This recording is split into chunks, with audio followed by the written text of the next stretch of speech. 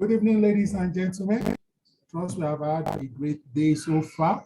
Happy weekend, like we say this part of the week. We'll be having another session, in the HR mentorship series, learning series. And today we have a speaker, a facilitator who has graciously agreed to come back to teach us, to share with us from our wealth of knowledge.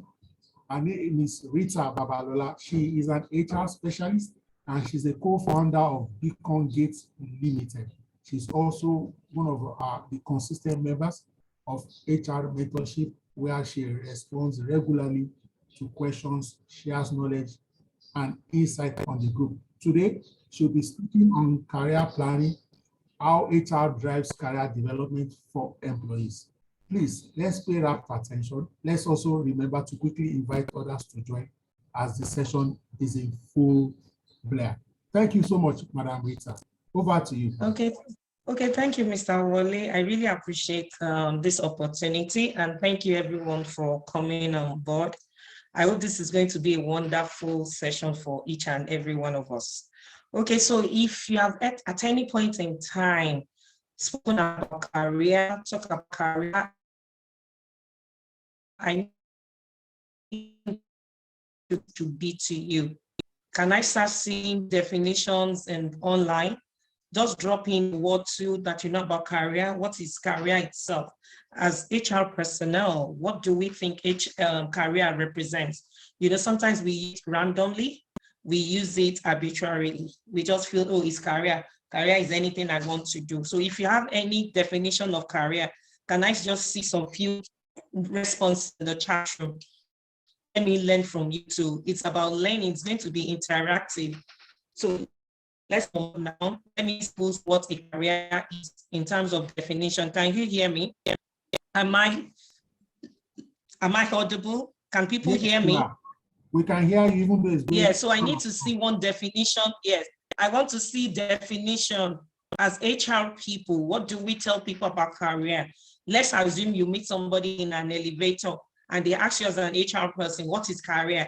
Or you meet a parent asking you, please, can you mentor my daughter? Oh, she wants to become this particular person in future. What would you define career? Okay, Presh Pango, thank you. You said career is an occupation undertaken for a significant period of person's life. So it's just like my definition. It is like, that is my definition. So that's good. At least you're bold enough to write something out there. Can I see another definition of it?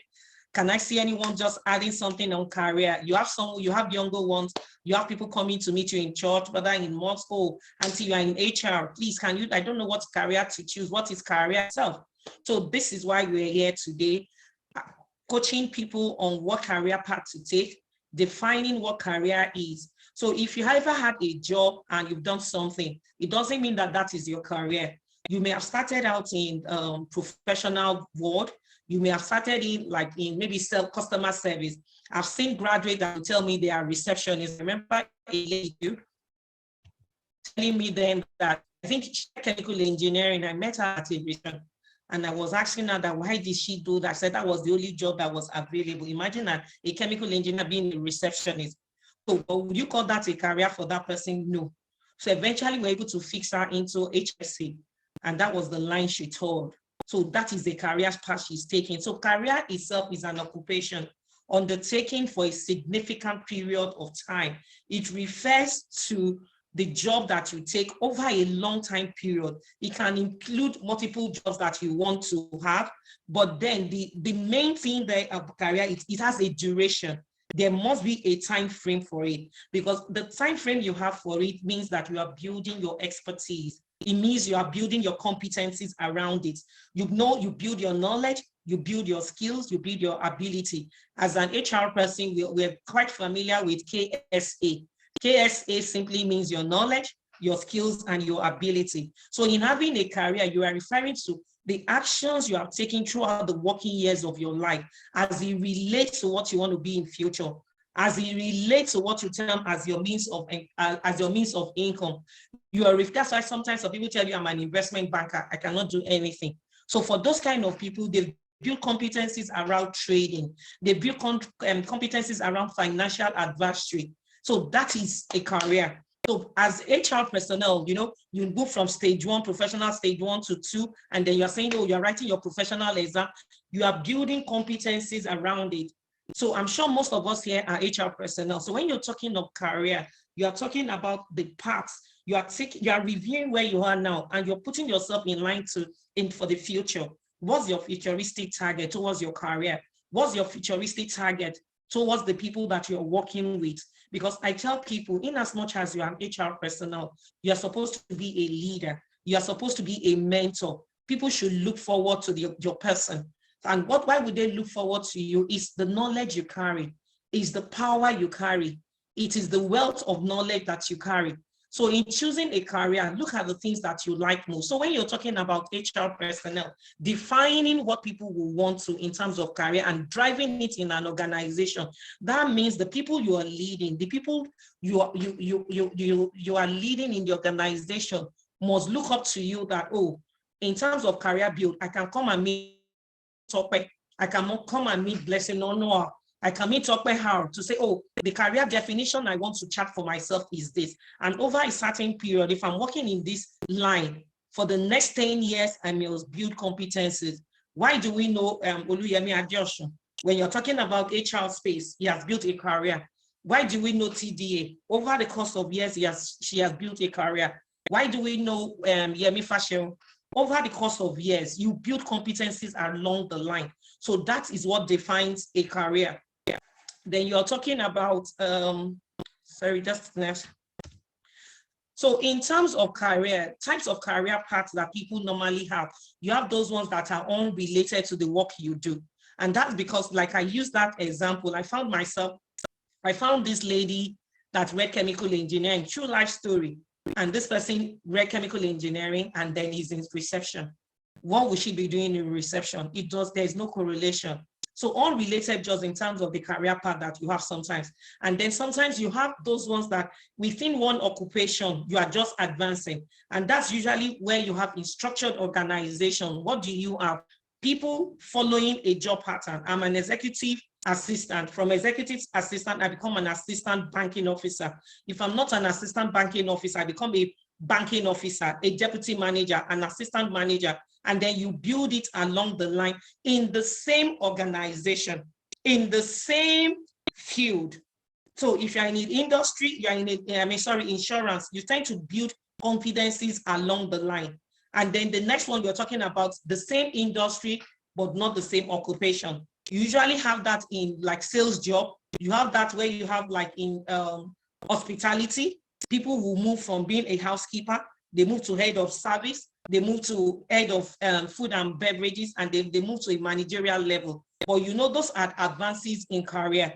And then for small businesses, you wear many caps. But then in wearing many caps, you've defined yourself as an HR personnel. So you begin to take certifications, you begin to take professional courses, you begin to build yourself in that career. And that's why even in HR, some people will say, okay, I'm an HR specialist, but I don't even know anything about pay, compensation and benefits. I've not built my competence around that. When you talk about talent selection, talent management, call me there. When you talk about building, what would I call it? Learning and development, call me. So those are the things that you learn in terms of building your career. And then when you move on like that, you get to the point where you build your competencies. So, and then when we're talking about career, we're talking about different aspects, but sometimes we mix it. We tend to confuse the meaning of career planning. We tend to confuse it with career management. The management part of it has to do with the organization. That means you're looking at the employees that are in your organization. You are particularly paying attention to what they can do. You are particularly paying attention to the needs of the organization. So let's assume 3 people come into the organization at the same time. One is in sales, one is in admin, one is in finance. You are looking at maybe the 5-year goal of the organization, the 7-year goal of the organization. But because we're in this area where there's instability in a particular job, there's instability, people don't wait that long. So career management now is something you have to develop yourself. I tell people it is no longer about employment and being employed. It is about employability. It is about employability. You're not talking about employment, because now you have to take charge of your inner capability. You have to take charge of the drive yourself. So career planning is the actions and activities individuals perform to give directions to their work lives. You have to start and map it out yourself. You need to know this is what you want to do. This is how you want to focus on it. And in doing it, you need to be conscious of the fact that it must be what people would resonate with and resonate with future. I won't just say now that we are talking about artificial intelligence, we're talking about data analytics, and then people are saying, oh, I want to go back to that area where I'm doing bookkeeping just on a small note. It's not like that again. So people now take ownership of their career path. They take ownership. They become they become intentionally deliberate about the path that they want to. And it's just like you and I now being on this platform where we are intentional in the sense that we want to learn more. We want to learn from other people. So it's the same thing that you need to do for people in your organization in order to channel their wealth of experience, in order to see them map out and use their knowledge, their skills to build the organization. In as much as they are building the organization, they are also building their individual selves. So when you're talking about career management in another organization, know that it is organizational centric.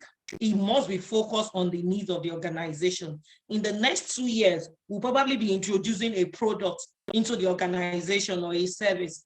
So that means that the capacity of the people we have in sales or business development, are they enough to market this product and reach out to other customers or audience? So your target market becomes a focus for you. And that's why we say it is HR business partner. So in managing career management in any organization, you look at the people, you look at the organizational need. But sometimes it's difficult for you to sit with business owners and tell them, oh, sir or ma, what is your plan for the next 2 to 3 years? How are we mapping out our resources so that I can work optimally with the people resources that are in my purview? I know it's difficult, but sometimes you need to start with the simple step, and that is getting your people together. I don't know if there's anybody that has ever done personality test. So in an organization, if the HR wants to drive career management and career planning, you need to start with people's personality. So I'll move on to career. When you're talking about career planning now, you're talking about the process of choosing career for people, process of improving whatever work they are doing right now, their skills, and advancing along a career path. It is also a lifelong process of learning, decision-making that brings you to your ideal job, skillets, and lifestyle. I've seen people take gap here and tell themselves that, you know what, in the next 1 year or 2 years, I don't want to have any job. I just want to learn. But people just have money invested. That's why they say they don't work. No, sometimes you can be decisive that this is what you want to focus career. And that's why you see some people after some years, they tell you they are going into tech. How are they transiting into tech? It's because they have chosen that career path for themselves. So it's never too late to develop that career that you want to. So if you have 3 years, 4 years, 5 years, 10 years, there's never a too late time to start. But just know that it is individualized and is an ongoing process. You need to review it with your team. You need to look at it. You need to see what drives this person. Can this person work in this particular field? It's not the fact that this person says, oh, I can do this. There's a particular lady in my organization. We used to think that she's low skill, but then when you put her in marketing, when you put her to go out, she's always happy. We try to make her a dex person, but she doesn't, she struggles with it. So if I'll get to the point when we're talking about personality profile and things like that. So in mapping it out, how do we harness the skills of individuals that we work with? I tell people that there is no one that cannot perform. It's just that sometimes you don't know the right path to channel their energy. You don't know the right path to channel their strength. I have a daughter here now, and anything like tech, she's good at it, but she doesn't have interest in it. She can sit down now and conjure so many things, but you cannot force her to show interest. So while this one would like tech, she can work hard at it and get it, but our interest is not there. So if like before, when parents used to force us to learn, like parents, some parents aspire to be doctors, medical doctors, but because they are not medical doctors, they'll be pushing their kids towards medical paths. You know, then you can't say no to parents. I've seen people gone at the, I mean, those days, you hardly can say no to your parents when they push you, oh, go and do accounting, go and do engineering. But now you see people telling you, no, I just want to learn photography. I just want to do this. I just want to do that. There's flexibility in the workspace now, right now. So career development plans must be tailored to managing the learning process, transitioning towards that personality of what the person really wants, and then the skills that you are managing as well. Like I said, this is a repetition of it. I just brought it up. It's a lifelong process. It is individualized. That means it is intentional. You know, your boss will say you cannot shave a person's head in his or her absence. So the person must be involved. So if you're looking at career development for your team or for the organization as a whole, you get the heads involved. That's the team heads. These are the people under you. How do you map out their career? You know, we have other things like you're talking about mentoring. You're talking about using Anchor. I'll talk about Anchor here when we get there as well. You know, you just have to contribute to the person's exploration. The person just came out from school. The person has been working for 3 years, just decide suddenly, I don't want to do sales. The person just decide. I mean, I have seen people that read HR and don't want to practice it. When I come across them, I'm always surprised because people say, oh, they love HR, they love HR. People want to move to HR. But I've seen people that tell you, I can't face people, I'm too shy, I don't want to do it. But then they are in the back office. So why would one look at that aspect and say, this is what I want to do, and another person is telling you that? So we need to be active agents as individuals. We need to take charge and be responsible for the career path that we want to give. I mean, we want to tow. So this is all about career management model, the self-awareness. I'm looking back when you were younger, what are the things that you love doing? What is it that people, your friends, your family members can tell you you love doing when you were younger? In your younger age, did you see yourself doing something else? Do you see yourself doing something you enjoy that even when time passes, you don't even recognize it? I've seen people writing and they keep on writing, and then by the time you knock the door, they'll tell you, oh, well, you've been there for 3 hours, and they'll be telling you really. But there'll be some people, they love just drawing right from when they were younger. So those are things that you need to sit down with your team on by the time you're driving them towards personality tests. They have tests that are strictly for work attributes, your work attitudes. So they bring out the points in the salient things that you don't even know you have.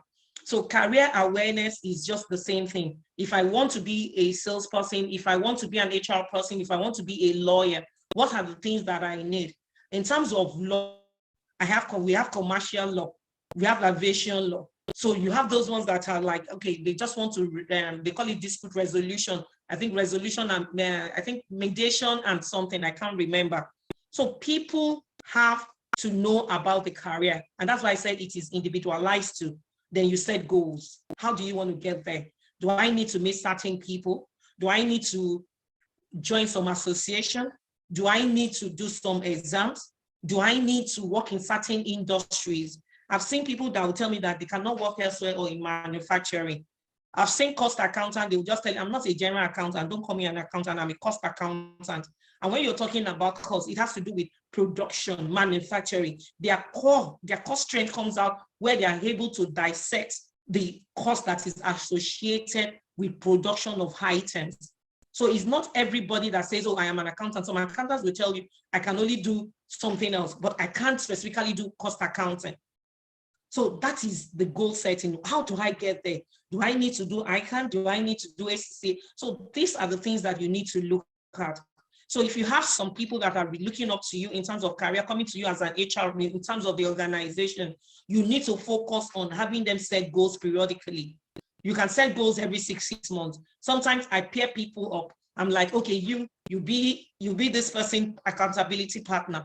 You be this person accountability partner in the, like, I just recruited someone yesterday for an operations job role in Shagamu. And I was telling the person is an HND person, I mean OND. And I was like, wow, since 2015, that's 7 years after you've not gone for your HND. And I said, you know what? These are the things that I want you to look at. If you're reviewing yourself in the next 2 years, where would you be? I had to sit him down. This is just an individual aside. But imagine if that person is in your organization Sometimes they don't even know what they want, but you as the HR person, when you sit them down, you'll be able to channel their energy. By the time I was done with this guy, we were like, okay, we settled for Osu. We said, okay, it's August, September. Okay, by February, whatever funds that comes out, I need you to have registered for it. Let's even go and find out the information. So you have to make them commit to whatever plans that they must be involved with. You can't force them to do it, but you must bring out the end in mind. The whole purpose is I want to achieve optimization of the people around me. I want my team to be learned. I want my team to be developed. In what aspect? Okay, so if you're looking at it as an organization, I have people that cannot even write very well. As an HR personnel, you are in that organization and the report writing is zero. People can't communicate. Then you can sometimes do the fact that, oh, let's have a knowledge sharing session. We can do a course online together. Somebody register on it and then you view it. Everybody sits down, you just develop 1 hour, 2 hours. We need to do it every Friday. We need to do it every morning. It's a collective learning. So HR must be aware that learning itself has to be intentional. It has to be interactive. It has to be something that people will love. Because right now we're in the era of Indomie noodles. We must do things quick. So in evolving from self to unity, where the organization has to move with the strength of the people, has to move with the knowledge that people have. Because if your team is not knowledgeable, there's no way you can deliver optimally the needs of that organization. And that's why you sometimes have a dysfunction between the organization, between the goal, and even between the individuals. And that's why sometimes people tell you, I'm redundant in the office, I don't even know what to do. Come on, you're an HR person. They shouldn't be telling you that they don't even know what they need to do in the organization. So you need to develop competence around yourself, because if you don't know what to use, you won't be able to help out. So relationship building. Okay, so with this one, how do I meet this person? Let me marry this person to this person. Sorry if I'm using that word married.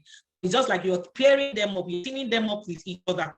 Oh, this one is a superior, okay, whether 3 years or 4 years of experience. I need to happy it out with someone that has to just enter the organization. So those are things that we need to look at as an HR personnel. Career management, process through which employees go through their interests, their values, their strengths and weaknesses. If I know I don't like calculation, I have somebody that will tell me anything that involves math, I don't want to go there. So imagine put that person in an account and saying, oh, the accountant is not here. I just need you to be on acting assignment. Oh, I need you to job shadow this person. The person's interest is not there. So this career management will make you as an HR person know when to fit in this person in a particular role. You obtain information about job opportunities within the organization, then you identify career growth. I always tell people, beginning of the year is always a good point. It's always a good starting point. The beginning of the year, first week of resumption, share a goal map to everybody. These are things you Google and then you get information on, share it out with people, then give it to the heads, let them meet with their individual staff, with their individual team members. By the time you announce their goal, you know, if somebody says, oh, I need to learn this in 6 months, even as an HR person, you need to get involved. What are the steps I need to do with this person? Sometimes it's about cost. Sometimes it's about the information. If information is not available, you know that courses that are free. If you register for some of my team members, I always tell them within Coursera, if you can do it within 7 days, you don't get to pay anything for it. So I put them back, okay, if you don't make me pay the full amount for the course and you can do it, I will give you 25% of that course I give you, depending on the level of the individual. That gets them committed into achieving that goal. Oh, if Coursera is telling me I have to pay $70 or $50 for this particular course, okay, you know what? Toby, if you can do this and make sure that you end before 7 days, because they always tell you free trial. So make sure you finish this course in 3 days. So out of the $70, I can give you $25, $30. At least I've saved $40 for the organization. So that gets them committed because they want to earn extra cash. So it's like reading and getting cash. So those are new ways that we can get our people involved in learning and development. You don't need a big platform to be able to do that.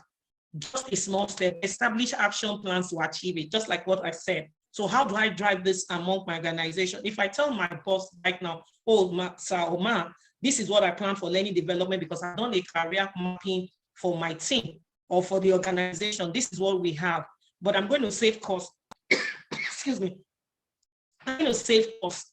How do you save costs? Oh, instead of spending 200,000, we can spend about 50,000 or 70,000.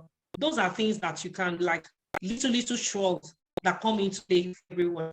I'm making sense. I hope we're getting on like this. If you know what we're talking about, can I see one or two things that you have gained in what I've said so far? Can you put in a line what I've learned so far? I don't want to be just a talking radio.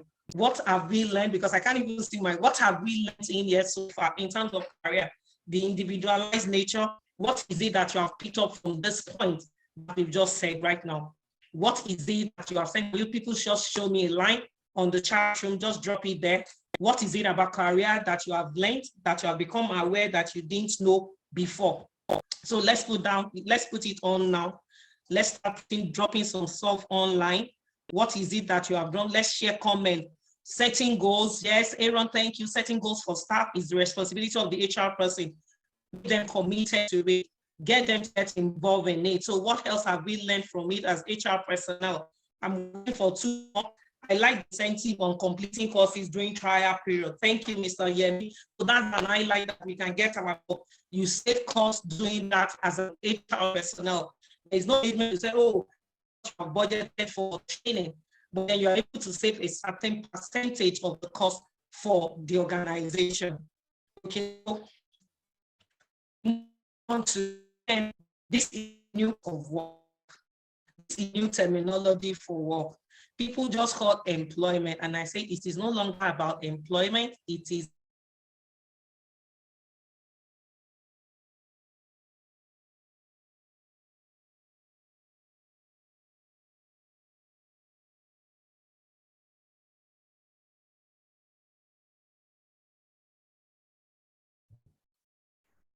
You need to unmute yourself, ma'am. Okay, can you hear me now? I think the network is unstable. Yes, sorry. I wish you had an alternative network you can move to. Yeah, I really don't know what it is. I tried to, it's IP, I've even forgotten the name, the one in Magodo right now.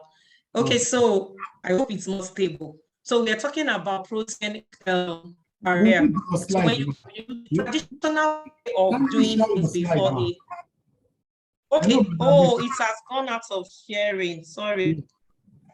Yeah, sorry.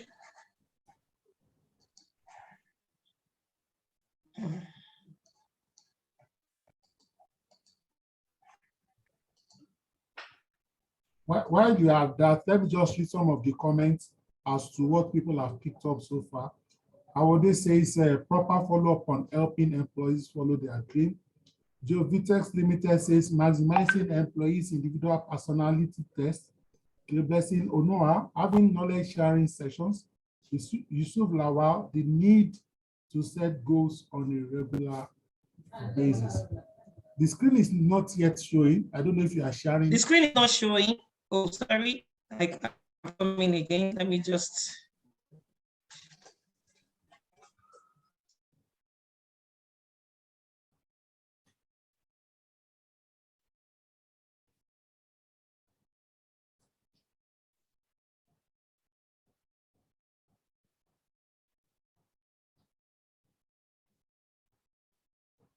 So please, let's keep sharing our thoughts and comments on this subject matter so that we are waiting productively.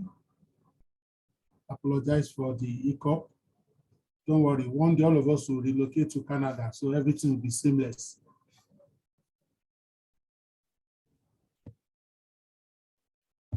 Okay. She has been logged out. Let me just do this. Sorry, the technology here is somehow unstable. My internet, at least since yesterday, has been like that. Okay, so I wanted to share some, but a bit of issues came up, so I couldn't bring. There was an international conference by the British Council, we are talking about career during the course of the week. I think it happened on Wednesday. So there were skills that they want us to highlight in terms of the new workplace attitudes and personalities and skills. And they're talking about emotional intelligence. They are talking about collaboration. They are talking about multitasking. So they're talking about flexibility and adaptability skills. So those are things that when you're mapping out career for people in your organization, you need to learn the fact that it's moved beyond the traditional way of doing things.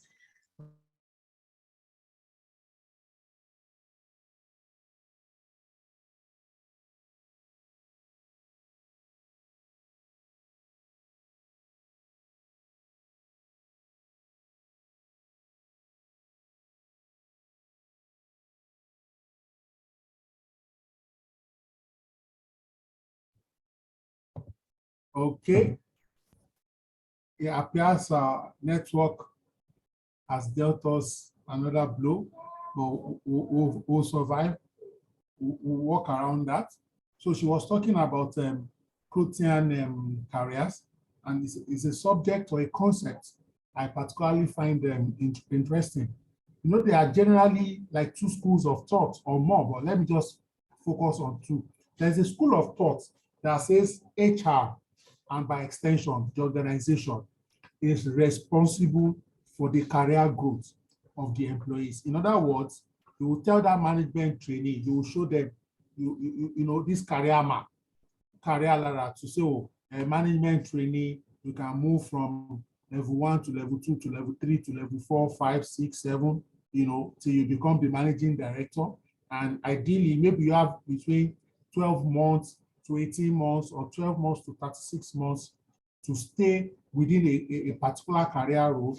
Meanwhile, at each level, in some organizations, the only way you can climb up the career ladder is by changing job roles. So it's not like you are doing exactly the same job and then you are promoted over the years. You need to be changing jobs, and there may be need for you to, for example, have vacancies. But the organization will perhaps promise you that there will be new job openings, there will be movement, lateral movement, there will be rotation, will provide you training and empowerment so that you can keep growing. That's one school of thought, which to some extent is consistent with the old order, okay, where we just entrust HR and we entrust management with our career development. But there's another school of thought to say, no, who is HR or who is management to literally determine the career pace, progress of employees, okay, which is saying that employees who, especially people who say that they are talented, that if you are talented, show that you are talented with your aspirations. In other words, chart your own career path for yourself. Reach out for opportunities that you want. Develop capabilities. Of course, the organization will provide an enabling environment. The organization will provide you with support. Will also provide you with options. Okay, of course, some other people try to do like a combination of these two, trying to map out a career growth progress chart for you, put you on maybe, for example, a management program, a fast track program, trying to maybe get you to do an MBA, for example, get you to do senior management course, for example, try to do like an accelerated program for you, put you on a succession plan, and so on and so forth. Okay, it appears our speaker is back. I can see a slide. Okay, I can see a picture too. Fantastic. Okay, sorry, there's a bit of, I really don't know. This week has not been, it's been something else for me. So honestly, I'm so sorry, everybody. All the participants, I'm really apologizing, honestly. Please accept my apology, really. So on the protean part of it, you know, the world is now fragmentalizing itself.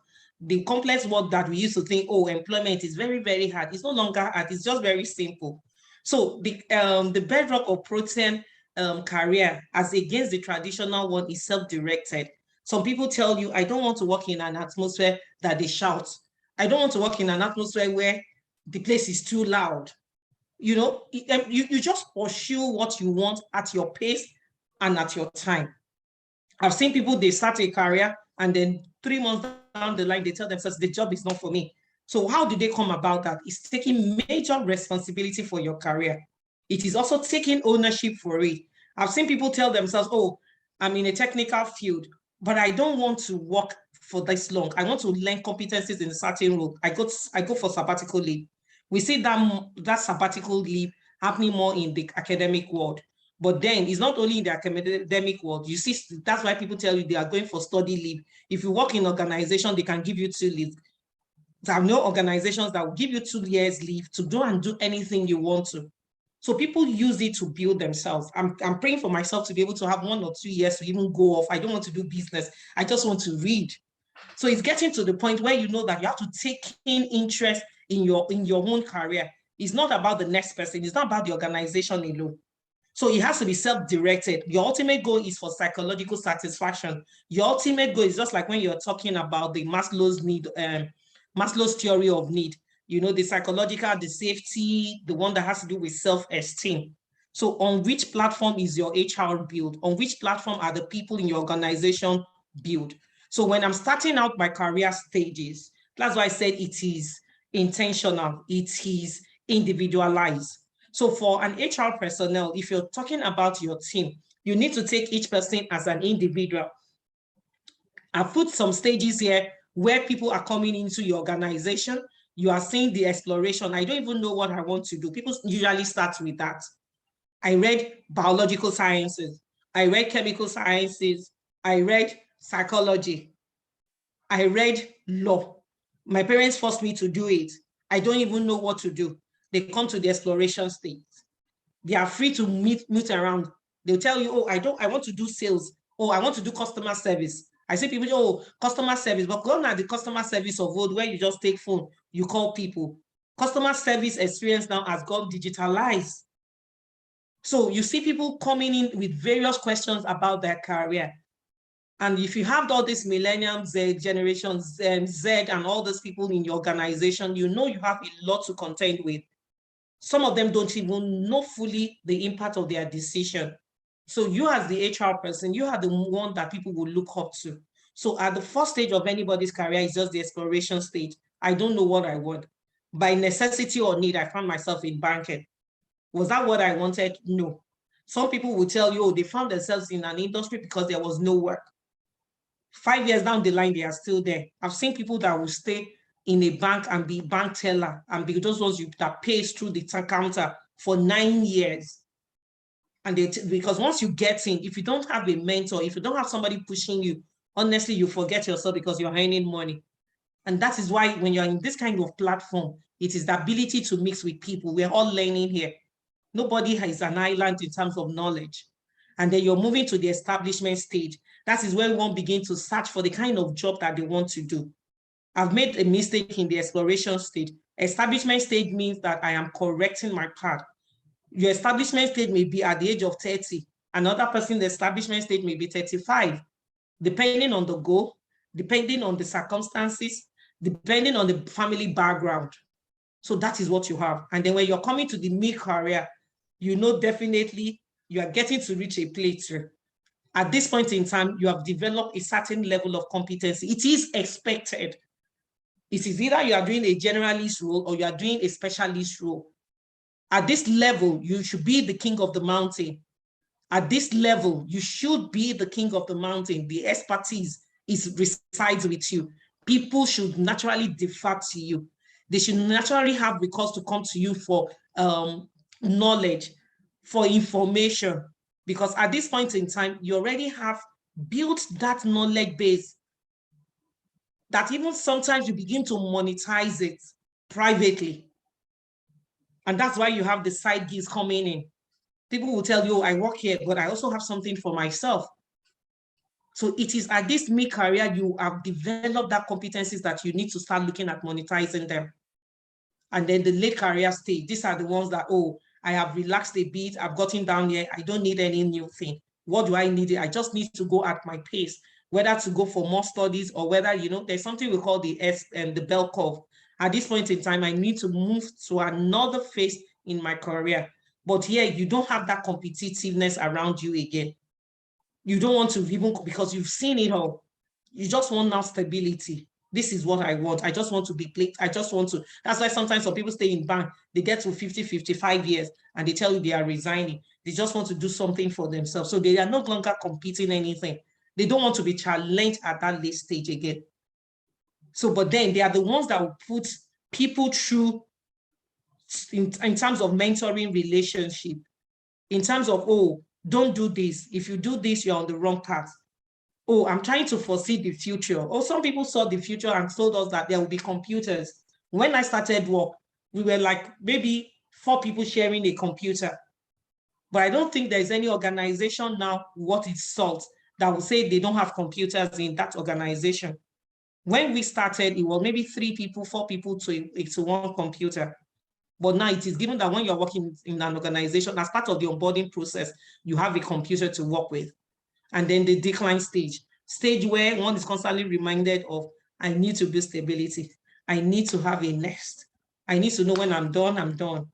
Do I do, this is retirement. It's pension. If it's no longer pension, it is gratuity I'm going to live on. It's a small business I want to be doing.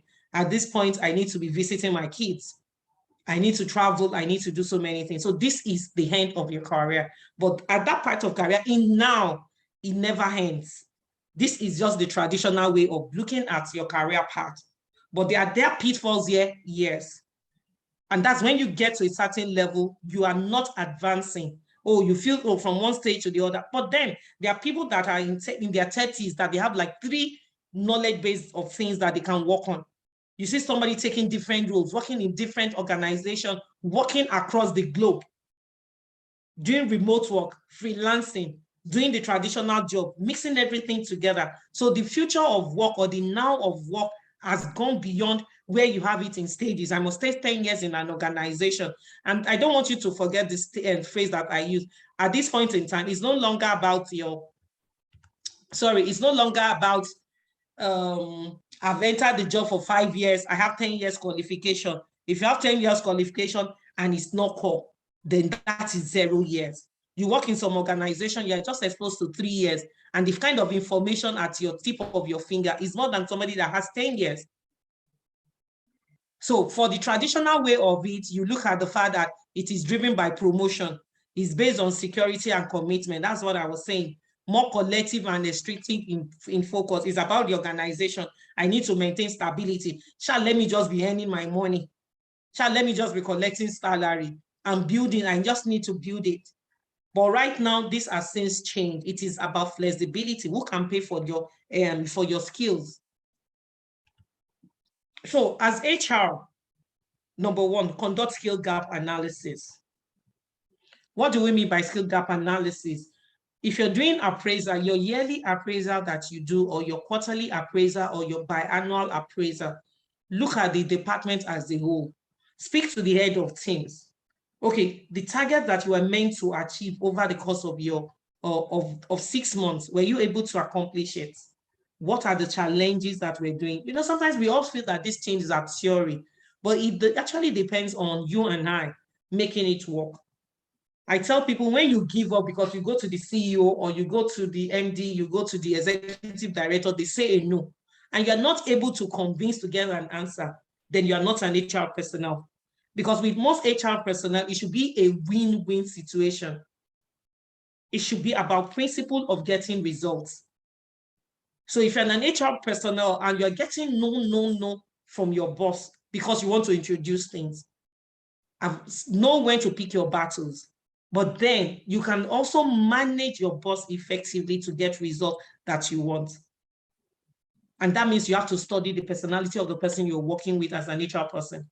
So if you want to conduct a skill gap analysis, where are we coming from? Where are we now? What do we need to do? In the next 5 months, technology is going to introduce some software that we need to sell to our customers. So does that mean that the technology team that I have, would they be grounded enough to be able to do that?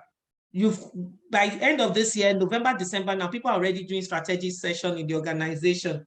There are action points that they want to do. There are challenges that you have learned that has happened. How do you turn these challenges into opportunities?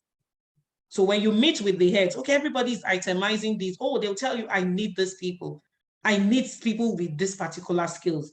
It is in some organization I've also learned that, oh, they said they don't want people that are less than 24 years because they cannot handle pressure. So it's when you conduct skill gap analysis, you know that, oh, this kind of person cannot work in this organization. If somebody is very quiet, that means this person cannot work here because we know we shout a lot. So the learning development of this person is a slow-paced person, is a type, what do you call it? Is it type A and type B or type S? And I can't remember now. And then the person will say, oh no, this is typically your S personality. It cannot work here. Oh, this organization will take things slowly. We don't want people with pressure, ever ready, ever energetic, ever robust to move through things. So that means that person will have challenges working in that organization. So you need a skill gap analysis within the team itself to be done. So once it's done, you look at it with the heads of units. So, but if you've never done that skill gap analysis, please go back on Monday, try and set it up for your team. Even within the HR space, try and do it within your team before you do it on a larger platform. See that you build the competence around it. See that you have done it before. Because sometimes we set ourselves up for failure. You want to handle it on a larger scale, but you've not even done it on yourself. You've not even done it within your team. So please, conducting that skill analysis means that you're sitting down, you're doing it for yourself, you're doing it for your team before you bring it to a larger space. So don't feel that it's just easy for me to do it. No, because there are lots of things that you need to learn. There are also lots of things you need to put into perspective. It's not just for doing sake. And then you have the career anchor. Career anchors are things that you build over time to say, this is what we need. This is what we need to develop for the organization. So it's usually things that you have built over time, you have explored. These are the strengths, these are the motivators for this thing. I'm doing this because I like adding value to people.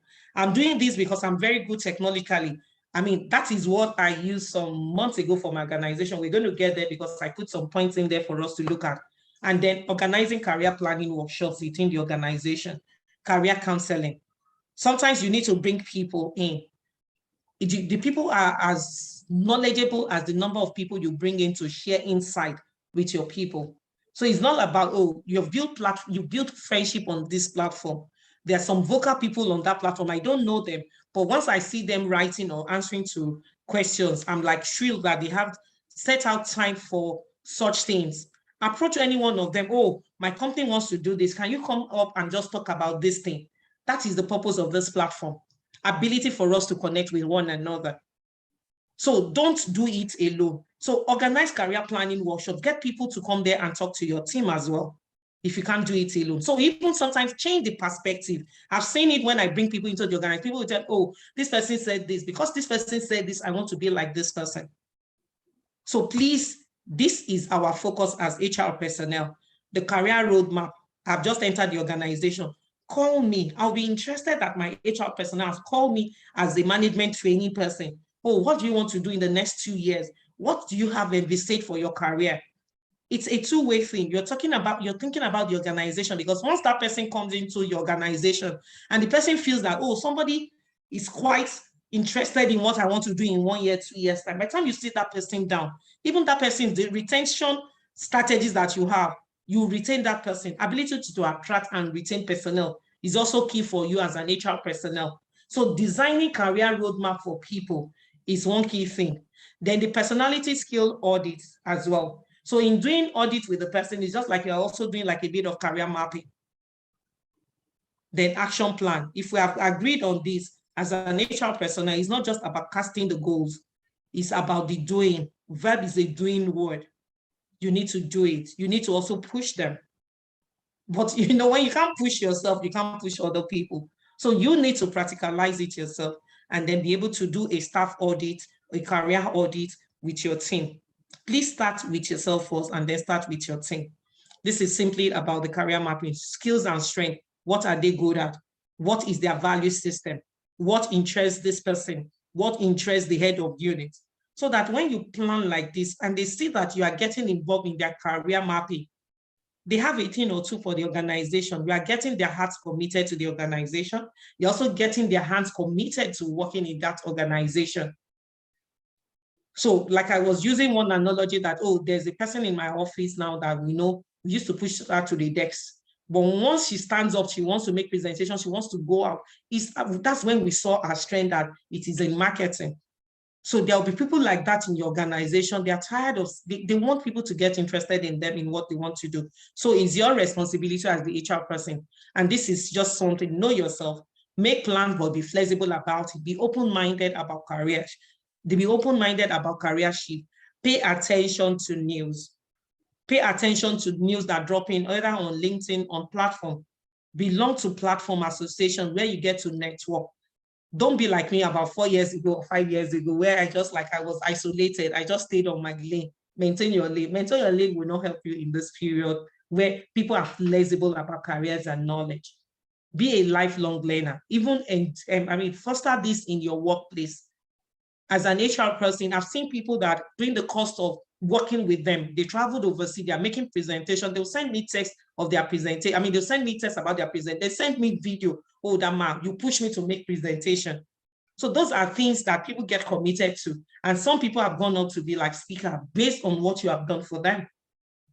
So, and then I'll speak, let me just go to this other one on mentoring. Mentoring itself is one part of career tools, career mapping tools that you can use in an organization. So because we have the human resources, you're not bringing anybody new from outside, except you just want to bring. Within the organization, identify people that are knowledgeable, people that are just coming in less than 2 years, less than 3 years, match them up, pair them up with people that are experienced. Let them know, oh, I need you to mentor this person in this organization. In the next 6 months, I expect this person to know this. Sometimes people like to be given responsibility. It's not until they become heads of units before you feel that people are capable of leadership position. At 2 years level of entry, at 3 years level of entry, make them mentors to people that are just coming in.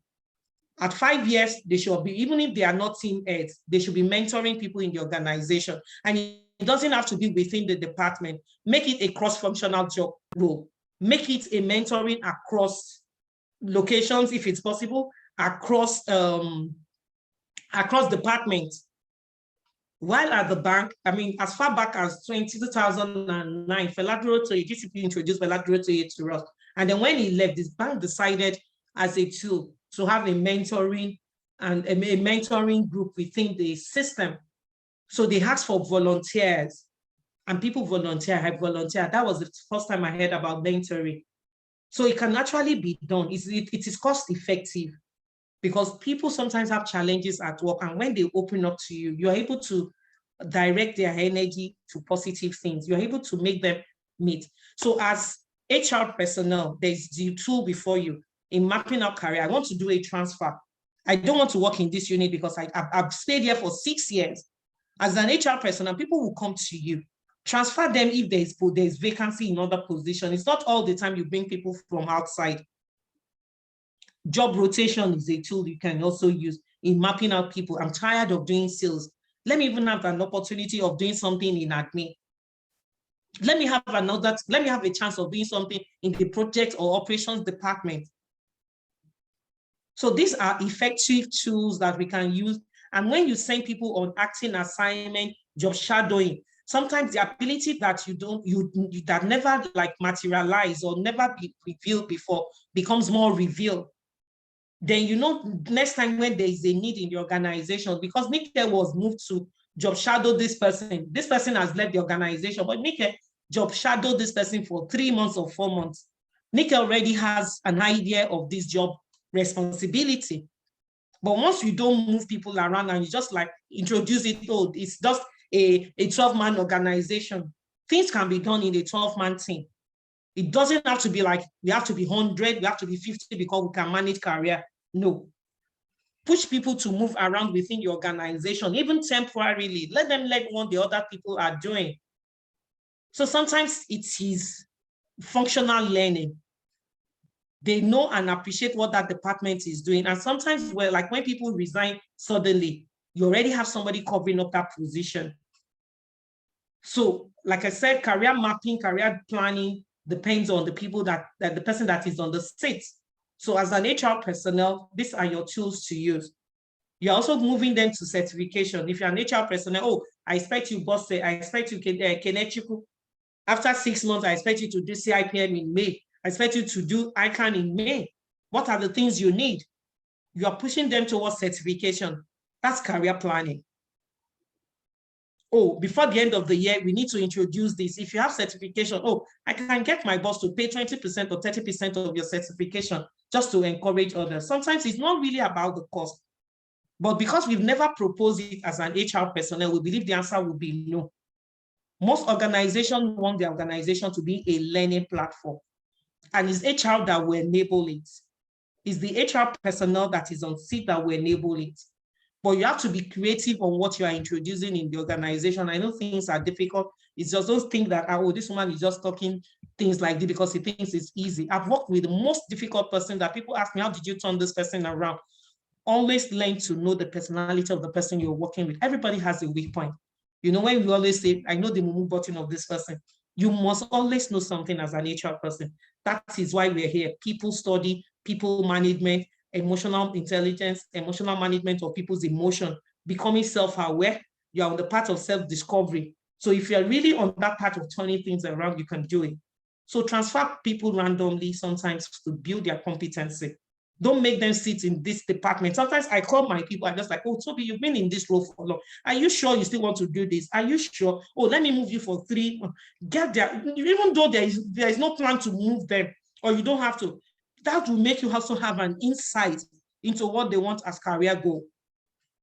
So career goals will not be there. It's not everybody that is self-aware about where they want to be, but HR needs to be seen to do that role, seems to be in that place, in that position of trust to be able to do that. You know, this is just career realities that I was trying to talk about when you're comparing traditional. This globalization now has brought about different job model. The work style is hybrid. The work style is remote. Sorry, not virtual. It's remote. It's physical. No jobs or career for lifelong anymore. People just want to do things at the pace of Indomie. I want to do it for 3 years. I want to do it for 2 years. I want to move on. If I'm doing data analytics, in fact, I even Google one, they call it, oh, I forgot it, something report writing. Oh, if I don't want to learn coding under the data analytics space, there's something they call, I'm trying to remember it. I just got the information, I think 2 days ago. Let me see if I still have it, just a second. I was like, oh, this is the first time I'm hearing about the word. I will look it up online. Let me see if it's still here. If my case have not changed it, just a second. Oh, they've changed the stuff. I left it here that I was going to check it. So, but these are things I just got to know about. It's not everything about data or anything about coding that it has to do with, I mean, and what do you call it? Software development that has to do with coding. There are things about technical writing that people can develop. Yeah, there's technical writing. There's this particular one that has to do with research. I've forgotten it. That's the one I was in, something architect, but it has to do with information, content architect or something like that. So I looked it online and I saw, oh, this one doesn't involve coding. It doesn't involve technicalities. Rita, you can do it. So I just tried to type it online, but I just read a bit of it. I can't remember the name. It has to do with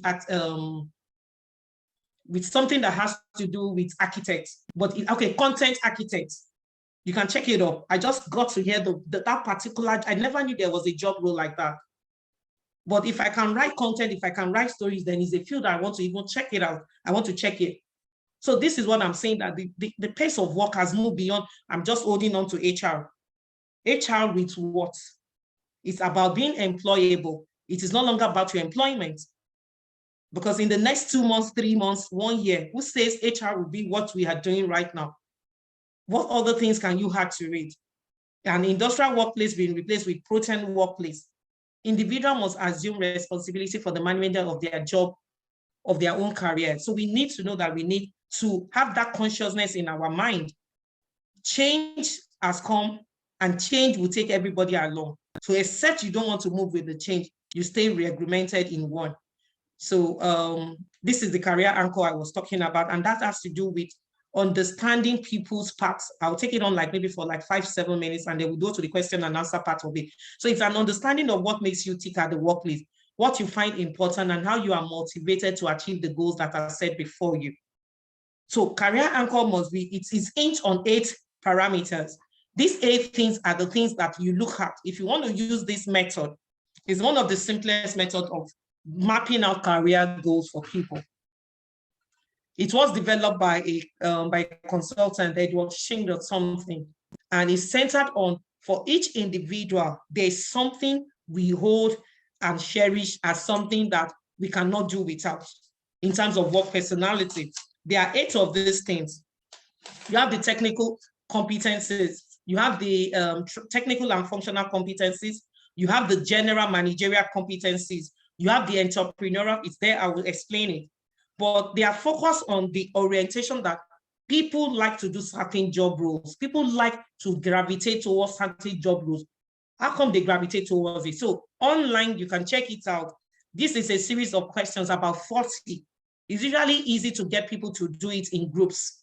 It's called the Career Orientation Inventory. You can write it down, Google it at the end of the day. You can even do it tonight. Practice it tonight and do it yourself. It directs your focus to who you are as an individual and the personality that you think you have. By the time you're done, you will see some things that are, oh my God, oh, is that why I'm like this? Oh, is that why I like creating things? So when you review what the test will do, that is on the stage 2. You're supposed to tick between 1 and 6. 1 is never true, 1 is so close to truth, and 1 is most of the time being true. So once you go online, look at it. There are a series of questions, about 40 of them. You can do them in less than 15 minutes. So get your team also to do this when you're mapping out their career. But please, let's ensure by January, the year is almost close to the end of the year, or you do it towards the end of the year. Get everybody involved, get your laptop, get your conference room, make it a fun activity. HR introduced fun into the workplace. It's not about learning, it's not about memo all the time, it's not about suspension, it is not about salary issue. Let's learn together, let's know our personality, let's know what makes us tick as an individual in the organization. So they call them career anchor. Like I said, it is premised on 8 things: the technical and functional competencies. This person just wants to involve in technical things. They don't want to get involved in managerial work. Just leave me where it is. But sometimes maybe after 10, 15 years, you move them to managerial. But the reason they are working is just to garner and apply their skills. They don't want to get involved in policies. Just let me be in terms of technicalities. I want to stay back. I'm just a technical person. So career anchor means that anything that has to do with technical functionality, this person would derive joy in it.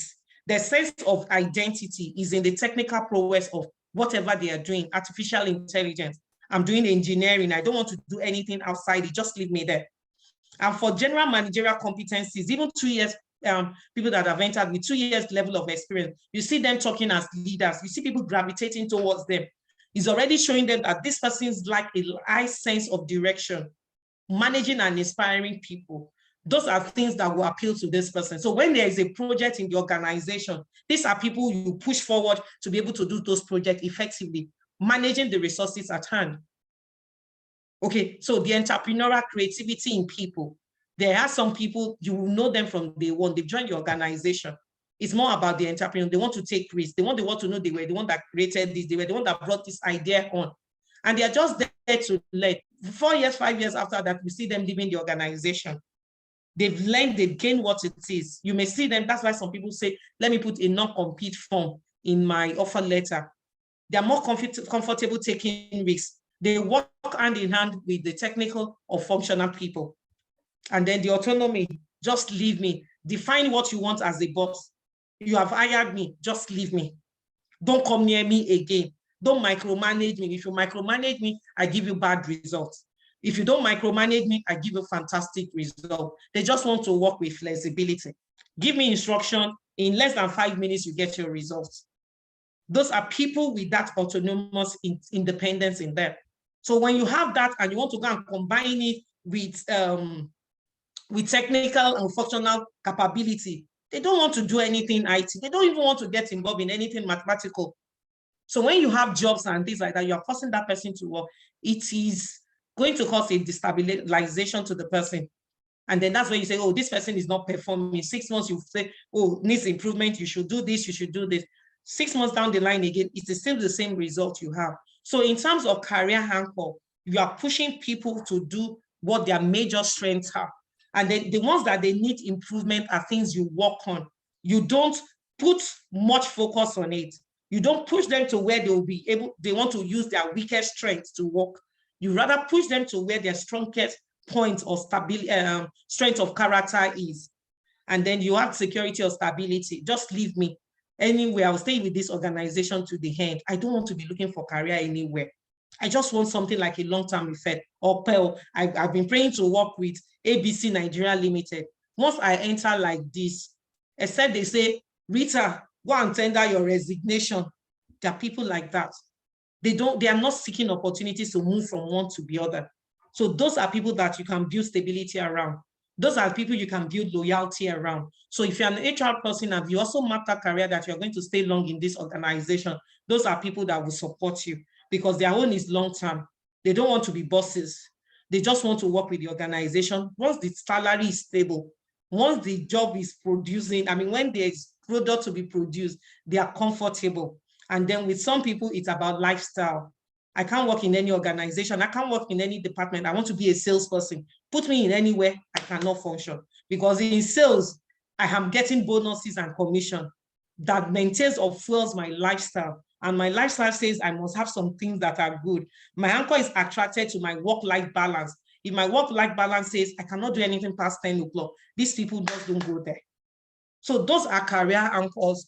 Look it up because I won't be able to do justice to it. But the first is that I've brought an insight to that career anchor.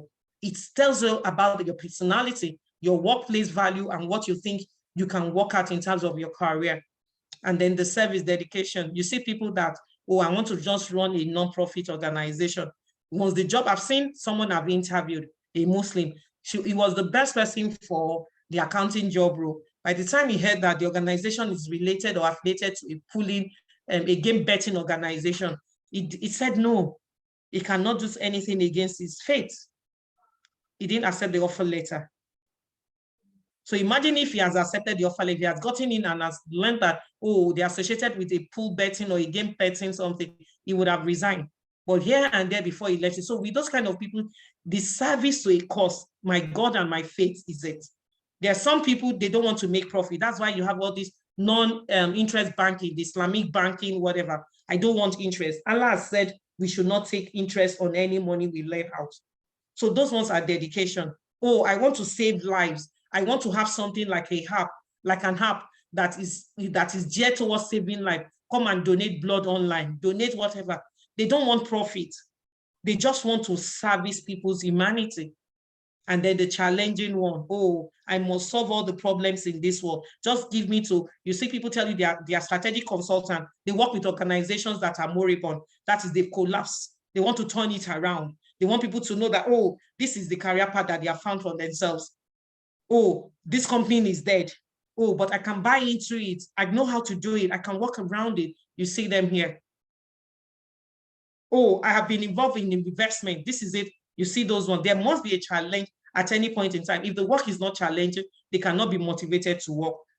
If the work is not pressure-driven, they cannot be motivated to work. So if you have those kind of people and you say, oh, let's just go and work in the traditional role of administrative something. But if the administration involves logistics, going to different states, then their energy is channeled. Oh, so probably a truck has broken down in terms of manpower when you're doing outsourcing. Oh, a fleet of cars have broken down. Oh, they are stealing something. Challenges that the organization cannot resolve motivates them. So those are anchors and triggers that you know these are career. So this has been itemized into 3 roles: the talent-based one, the need-based one, and the value-based one. So please, let's read more about it. You can see here where I said it's the technical one. So under the talent base, you have 3 competencies that have been based there. You have the general managerial competence, you have the technical one, and you have the entrepreneurial. Then the need-based one, that's the one that has to do with your autonomy or independence, my security, my lifestyle. So under that 8, they reclassify them into 3 broad spectrum. So the one that is just talent-based, organization I'm working with, I must function and to show my talent. I'm an HR person. I cannot do any other job apart from HR. That is talent-based. On need basis, I cannot not work in an organization that does not allow me to have job work-life flexibility. I want to work where I can do 5 hours. If 5 hours it is, pay me 5 hours, let me go. Those are in consulting, big organization, big consulting organization, they work per hour in terms of their project deliverables. So, and then the other tools, like I said, is a mentoring relationship. You appoint a mentor in the organization, and then you ask the mentor to be able to leverage his or her experience to direct the path and channel the path of growth for someone that is younger in the organization. It is actually a collaborative relationship with the senior employee and the junior employee, learning, growing, and building careers together. Oh, I have gone there. Oh, Mr. Wale is an HR manager. Oh, he's an HR director. Oh, then match him up with somebody that has just joined the organization, a mid-level person, an intermediate level person, because asking him to come down to someone that is just 1 year or 2 years will probably be there will be a mismatch. Okay, but let me match him up with somebody with a 5 years experience that wants to transition into HR. So those are what mentoring engenders, foster. What is the purpose of mentoring? It is to grow by tapping onto the expertise, tapping onto the knowledge of someone that is more experienced and knowledgeable in the workplace. It is the best way to accelerate development in the organization. So aside using the career anchor and career mapping strategy, you can also introduce mentoring and mentoring relationship. This will foster the knowledge in terms of driving career for this person. Oh, I have somebody there who could be a Chikuma online, say, oh, don't do this because I've gone through that part. Oh, don't do this certification. You don't need it here. Why do this certification when you're traveling out? Why don't you do this certification? Oh, I don't know the difference. I just know it's an HR certificate. Oh, but you're going to Canada. What kind of certification do they do in HR? Oh, because I know, oh, this is HR in Canada will need this. Let's do this international certification. So that's the purpose of mentoring. It validates the mentor's leadership skill. Mentors are recognized as advisors in the organization. Mentors learn to communicate clearly, and then mentees gain new perspective. Then you are able to find talent easily in the organization. So I think let me rest there. And then the last one is building professional relationship. Let's learn to collaborate. Let's learn to foster relationship as a tool for building and mapping out your career. Thank you. I'm done. Thank you so much. Thank God the network cooperated. I don't know what you did to it. No, I use my MTN instead of I use my phone. Okay. Because it's I use my phone. Seamless. I use my phone this time around. We'd like to quickly take questions, comments, clarifications. You can raise your hands. We'll recognize you quickly, and if you prefer to send it in the chat box. All right. So what we'll do is all the hands that are raised, we'll just note them. We won't allow questions after questions have been asked. Some people like asking questions based on other people's questions. Okay, that's on the lighter note. Thank you so much for this robust presentation. All right. So I actually have a question. Okay. This is premised on the fact that, you know, the way organizations are hierarchical in nature, at the base, entry level, the number is typically almost double the next level. And as you go up, the ratio even thins out. So which means that not everybody, for example, on level 1, that will enter level 2. You know, if you go to the academic side, yes, almost all lecturers, so to speak, can become professors if they keep at it. At least most schools, yes, in this part of the world, you are not blocking anybody. But in the core corporate private sector, the roles are thinning out. So the reality is that you may not have space for growth for some members of the organization. So, yes, could you be helping them to get job outside? Or what can you do in light of this harsh reality? Thank you. Okay, let me be honest about it. Maybe I'm just a different person. Like I tell the people that work with me, sometimes if I get job roles, I know the capability that I've built in my organization. I tell them if I get HR roles, I'll push them there. Growth is about knowing the next step for your people. It is just not being selfish. You've seen somebody that's gotten to this cap. There's no way that person can grow within that context of organization. That's why I look at all these masses that says people leave, don't leave organization, people leave people. when the core competencies have been built up to a certain level, there is nowhere for that person to fill up again. What more can the person have value in this organization that they have been in? The work itself is no longer challenging. The work itself, the person is not learning new perspective again.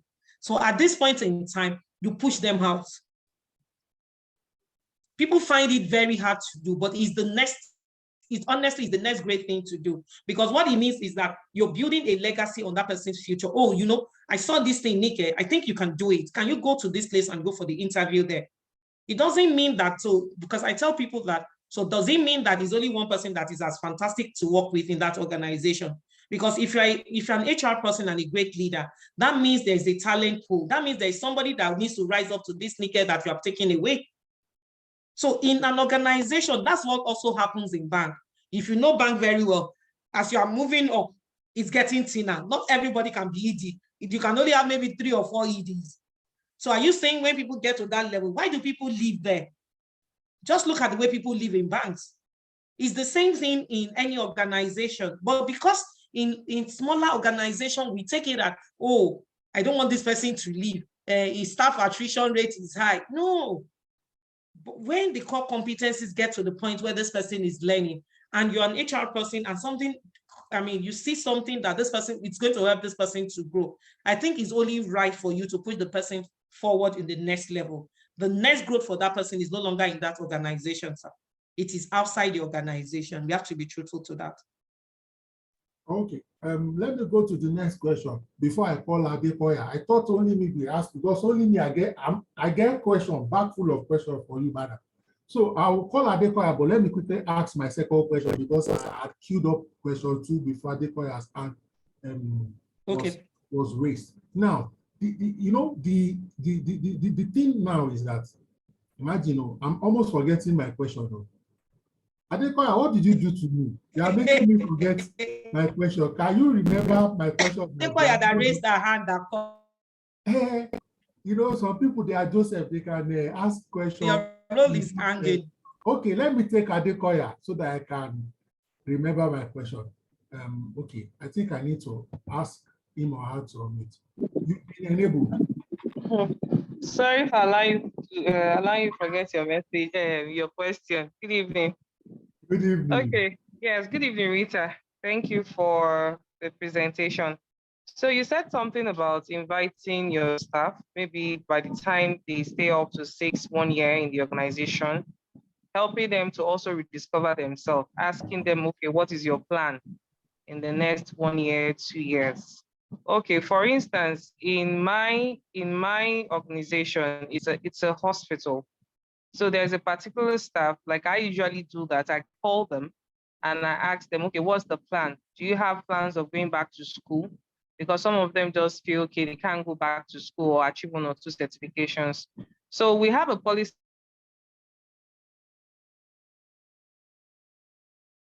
Sorry, I went off. Hello, Adekoya, we can't hear you. Hello, Adekoya. I think our network is not stable. Hello, ma. Can you hear Adekoya? I can hear, but I didn't get the question. Yeah, okay. So hopefully she'll be able to join back, or she will come back live, because I can see her, but I can't hear her voice. Initially, I thought it was only from my end. Okay, so back to my question while we wait for her to return. And for any other person who has a question, please kindly raise your hand quickly. Now, I get this complaint or feedback often, Rita, that, for example, you're in HR department, maybe you are an HR specialist, maybe talent specialist, comp and ben, then maybe there's the head of unit or head of HR. And almost every time there is a vacancy, they will not promote anybody within the team and go and hire another head of HR from another organization. So what would be your advice to an HR person who, for example, 3-4 times in the same organization, there has been vacancy at the head, and they keep keeping everybody in the organization and keep going out to bring head of HR? That's just like an example. It can be any other unit, but since we are largely, Yeah. Okay, when people usually do that, that means they don't believe in the internal capability of the individuals within the team. You are not comfortable with the internal capability that the person has. That means the internal capability is not growing at the rate of the organizational capabilities.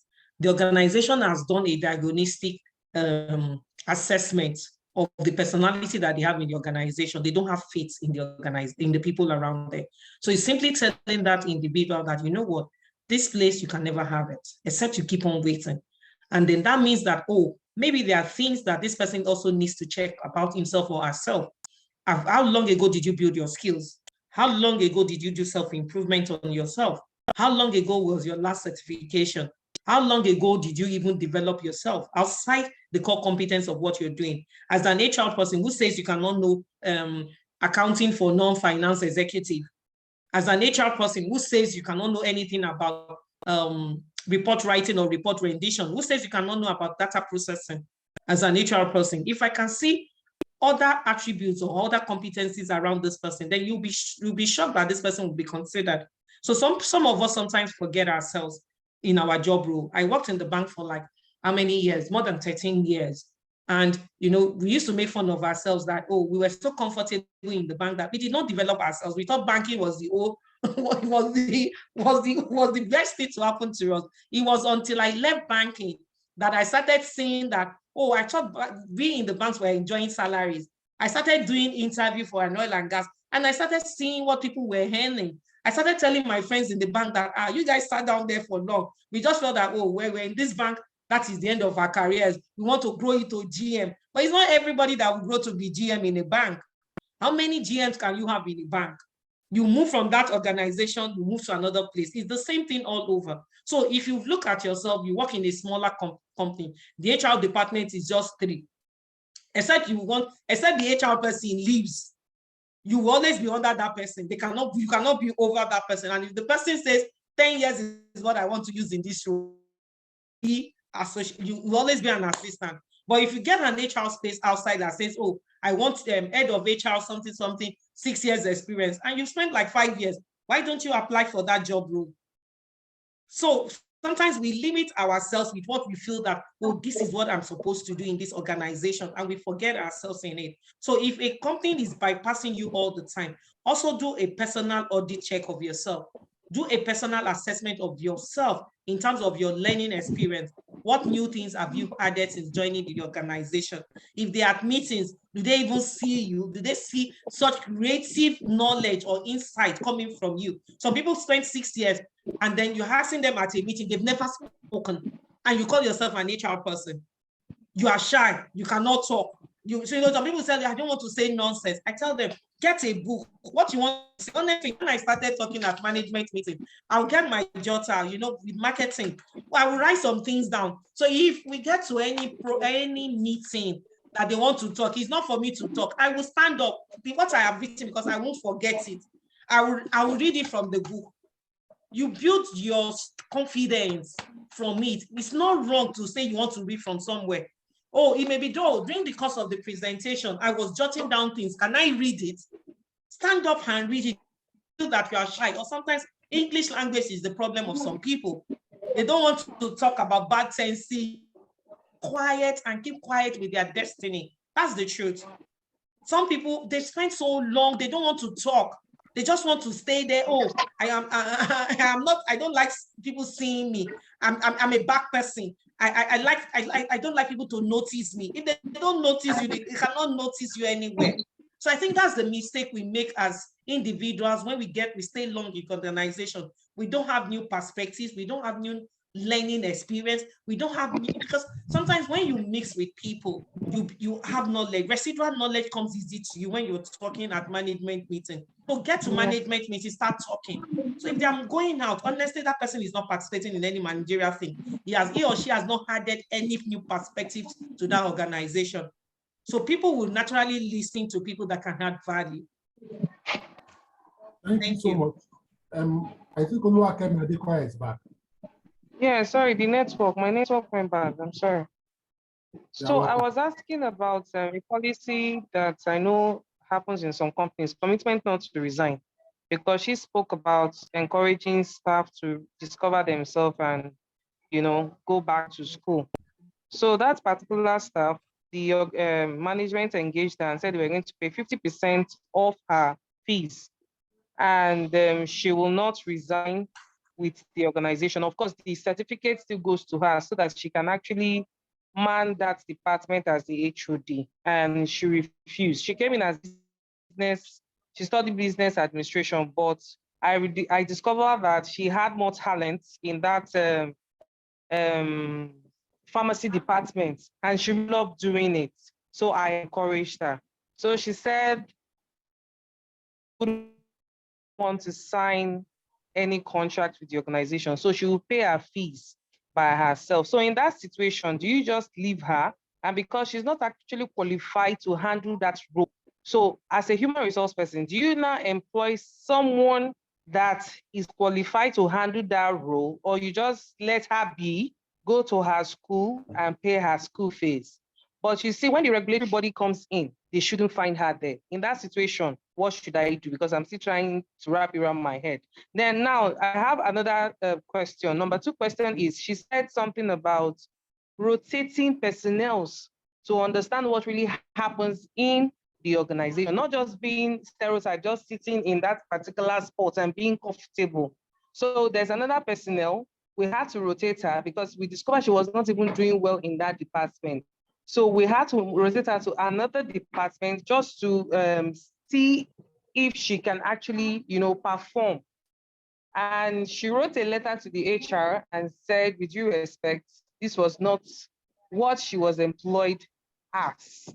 So how do you also handle that situation? Because she said rotating your personnel from different departments for them to also understand what goes on in the organization, and also discovering their own hidden skill set that they might not know they have inbuilt. So those are just my 2 questions. Okay, if I get you right, the first one has to do with statutory regulation. If it's statutory, yes, you won't put somebody that is not recognized there because of the penalty. But that doesn't stop the person from working there once in a while, just to garner interest and also garner the experience that the person needs. Because sometimes it may be what the person may delve into later on in future. Do you understand? But that doesn't mean that that person is qualified to do that job role. Since it is statutory, you have no right to put another person there, because as an HR person, you must be a respecter of rules and regulation. Sorry, Rita, in that situation, what happened now? We have high attrition, like we all know. So this person already has experience working in that field, but not with a license. So, but this person, in fact, was discovered to, she delivers fantastically well than the personnel that actually has the license. Do you understand what I'm saying? My network. I think network might have taken her. She'll join back. Okay. Okay. Deborah, I don't know if you want to respond to the question. Please go ahead, Deborah. Okay, so I wanted to respond to the second question, where the people that are being rotated, or one of the persons that is being rotated is not willing and saying, and that's not my job description, or that's not why I was hired. So I think communication is key in job rotation. So you can't just start and say, Deborah, go here. It has happened, situation where the manager is an operations setting, a QSR where I worked, and the manager just woke up one day and said a lady should just go up and go to another unit.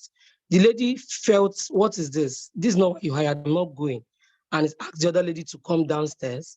And the intention of the manager was right when he explained. But the 2 people said no, blunt, like outrightly. And they were so younger staffs, like SSC staffs, and they're not like BSCs, PSU, but they knew their rights and they refused. And when I was called upon, I asked them, okay, so were you informed or anything? They said, no, that just came and So they were not happy about it. So I would say information, communication, communicate the right.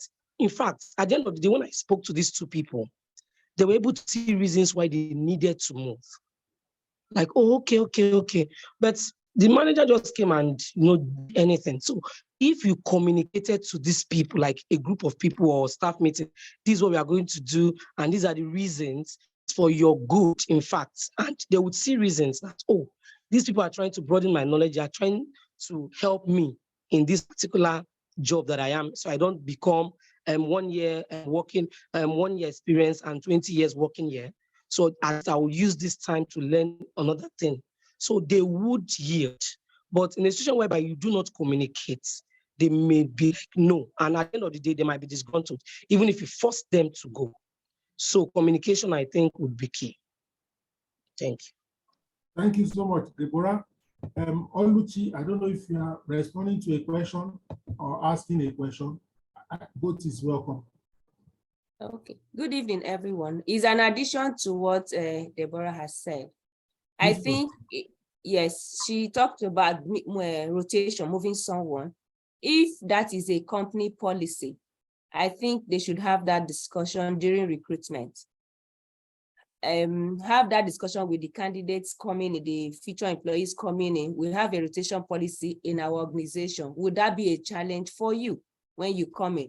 Have that discussion during recruitment, have it again during onboarding when you're having your induction, have it enshrined in the employment letter. So as the staff is signing off the employment letter, signing off the salary, the leave and all those stuff, the staff is also signing off to the discussion you had during recruitment that I'm open to rotation. Because some staff come up and say, no, this is what I want, I'm not open to rotation. So that you close out the discussion during recruitment exercise. So have it during recruitment, have it in your employment letter, have it in your handbook, have a policy on it, and that takes care of it when it comes. Then that is in addition to the communication. So even if they signed up before you move the person, have that discussion too, so that everybody have their respect for themselves.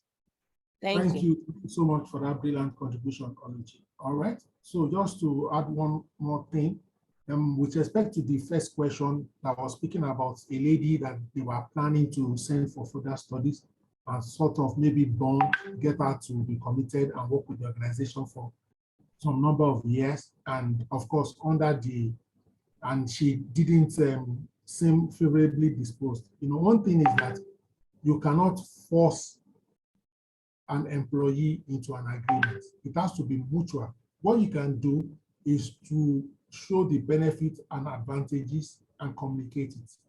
If she's not willing, then you have to pass and get someone else. Like Rita, our facilitator, was saying, if it is a statutory role, please obey your statutory role, especially if they are in medical, pharmaceutical, healthcare, food. You don't want a situation that something will happen by mistake tomorrow and it will be attributed to a non-qualified professional manning a post. And things do happen. It may be a genuine mistake that could have happened, even if it was a professional manning that role. So yes, help people, but don't help people without following due protocol. Okay, don't breach any protocol, any procedural safety protocol in the guise of helping people. So you can also let her maybe deputize or undershadow and then acquire the relevant minimum qualifications required to be able to hold that office, to be seen as fit for that office. All right, we'll be able to take just one more question, if any, and we will close it. I saw 1 or 2 questions on the chat box. I'm also happy that people also responded to those questions on the chat box. All right, any last question? I doubt if our facilitator will be back. So if there's a question, I'll probably respond to it, or any member of this August setting will adjust to it. If you don't have any question, do we have anybody who wants to share any experience maybe on your career, how you were able to grow? Okay, all right. Madam Rita, I hope is our facilitator. Okay, yeah, sorry, I've been around since. I was just listening to the questions. Wonderful contribution by the other parties. Yeah, I really appreciate the fact that people took on the question. So, yeah, fantastic responses. Sometimes you need to get the buy-in, but then the offer letter, we often call it redeployment. There's always that thing in an offer letter. You can be redeployed to another unit. You can't come into an organization. I don't know.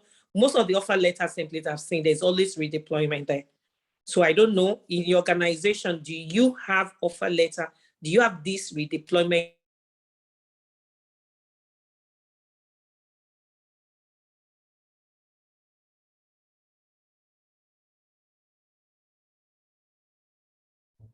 Okay, our facilitator has been redeployed out of the meeting. I think I can This see is her. one of the most challenging facilitations. Okay, but honestly, for most offer letters, you put redeployment clause there.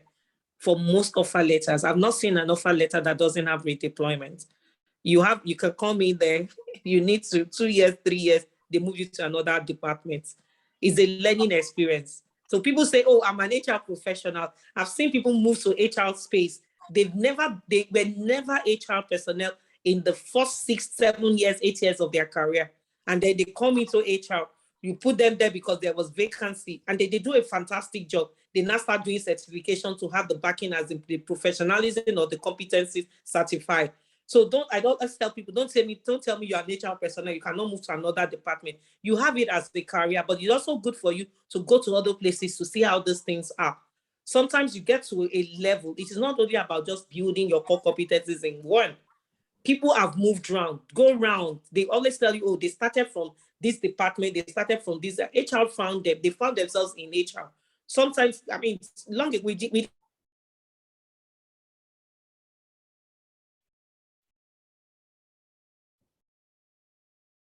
Okay, so what she's saying is that let's approach our career with flexibility. Yes, you may be passionate about it, but especially when you grow in your career, when you are getting to management, leadership position, you may be moved to sales or marketing or production or strategy. Let's approach it with an open mind. It's also not bad to have like a dual career track, because the skills and competence you have picked in HR, for example, you will always have it and no one can take it away from you. And that other career expansion or transition can help you. Yeah. And who says HR cannot be CEO or COO at the end of the day? It is having a fair knowledge of the core business areas that can help us. Rita, your closing comments so that we can go home, even though we are home already. Yeah, thank you. Yeah, no, thank you for the opportunity. I think network wants me to go and rest for this week. So honestly, for career, please, I need us to develop an open mind. I found myself in HR. My background was typically, I did chemical sciences. My first 10 years work experience was in marketing. That's why you see me using sales, business development. That was my field. I did my master's in human resources. So HR found me midway. And it's not everybody that started from, oh, I'm an HR person. I started from year 1, year 2, year 3. No. So learn to go in larger organization. Don't minuscule yourself to one competence. Don't minuscule yourself and restrain yourself to, or restrict yourself rather to one competence area and say, oh, I'm an HR person. Learn to know what happens in other departments. By the time you get to higher position, it is no longer about HR. It is about the generalization, understanding the concepts, the technicalities, and the dynamics of workspace. So that is where other things, what else do you know? What else can you add? So please, let us be open-minded. You find yourself, they've redeployed you from HR. It is your core competence. Build it. Do your certification in it. Do the gigs. Get the jobs and do. But if they move you to strategy, wonderful industry, wonderful career path, develop insight in other places, 2, 3 years, learn what you need to learn. You can find yourself and go out somewhere, or you get redeployed back to HR. But let's be open-minded to learning experience. Thank you. Thank you so much. So a call to action, this is November. If in 2023, you don't have plans of exiting your organization, get a second take a department, so to speak, and adopt it, or get another role outside HR and mirror it and get certain proficient in it. For example, it can be project management, okay? It can be strategy, okay? It can be corporate communication, okay? It can be production, it can be marketing, it can even be finance, okay? Let's broaden our competencies. And much more importantly, no matter which stage of our career we are today, okay, we know all of us, we are looking for our destiny helpers. We too, we are destiny helpers to people who are at par with us, who are upcoming under us. Please reach out, okay? Where you work today, maybe there's a cleaner there, that cleaner has been there for 3-4 years, reach out. I just did that for one of our cleaners in my organization just 2 months ago. Now she has a laptop.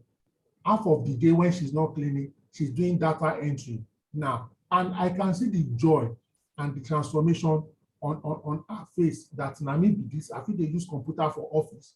Okay, let's look for how to lift people up, be positive, be polite to people. Let's domesticate this. You have a nanny, has been a nanny 2-3 years in your house. How can you help them? Except, of course, they don't want. But even if it is additional skill tailoring, don't let us meet people in a certain way and leave them the same. Please, anybody who you encounter in all dimensions of life, let their lives become bigger and better and transformed. For example, I am who I am today because of all of you on this call, because of everyone in HR mentorship, because of everybody I've encountered at one point or the other. So let's continue to lighten up each other's life. Thank you so much. We have another session tomorrow, 7 p.m. Enjoy the rest of the night. Over for now. Good night.